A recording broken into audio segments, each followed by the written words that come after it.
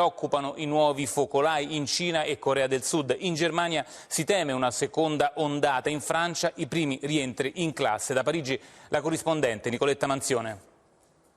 Scuole di nuovo aperte in Francia, a cominciare da asili ed elementari, distanziamento fisico per i bimbi e mascherine per gli insegnanti. Il rientro è volontario, nelle prossime settimane seguiranno collegi e licei.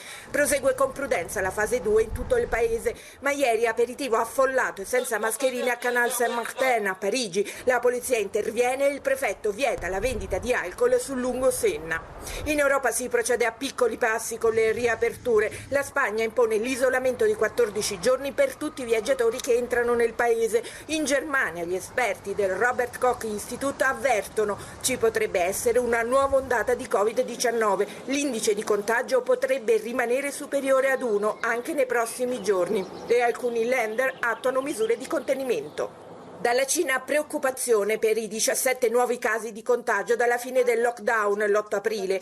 A Wuhan 5 malati nella stessa abitazione, comportamenti individuali e test. Così la Corea ha sconfitto il virus, ma ora ha paura per il super diffusore, un uomo di 25 anni che nel fine settimana del 1° maggio ha frequentato 5 discoteche a Seul. 101 persone risultano infettate.